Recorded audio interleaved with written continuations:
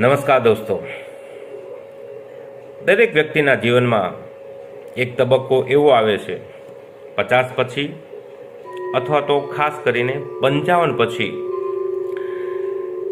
એને એવું લાગવા માંડે છે કે બસ હવે કંઈ સાચવવું નથી અથવા તો સાચવવાનું મન થતું નથી. જે જેમ ચાલે છે એમ ચાલવા દઈએ. ધાર્યું થાય તો ઠીક, ન થાય તો પણ ઠીક. બસ એને શું જોઈએ છે? એક અજગ પ્રવાહની જીવનમાં શાંતિ જોઈએ છે. હા, પહેલાં એવું હતું કે બધું જ હું કહું તે પ્રમાણે થાય, દરેક સંબંધ સચવાવો જોઈએ અને દરેક પરિસ્થિતિ મારા કાબૂમાં હોવી જોઈએ. આવું દરેકને એક તબક્કામાં થતું હોય છે. પણ આ તબક્કામાં એને શું થાય છે?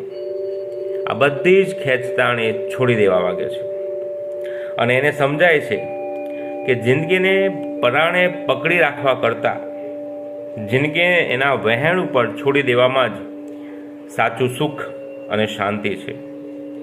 હવે એ નથી વિચારતો કે બીજા કોણ શું વિચારે છે, કોણ કોની સાથે છે, અને હવે એ વાતોથી મન બહુ વિચલિત થતું પણ નથી.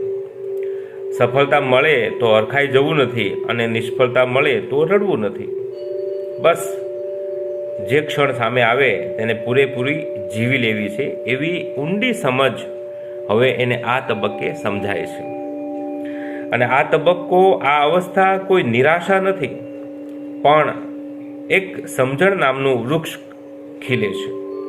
અને આ સમજણ નામના વૃક્ષમાં 2 ફળ આવે છે. એક ફળ એવું કે હવે એને કોઈ અપેક્ષા નથી, અને બીજું ફળ એવું કે હવે કોઈ એને ફરિયાદ પણ નથી.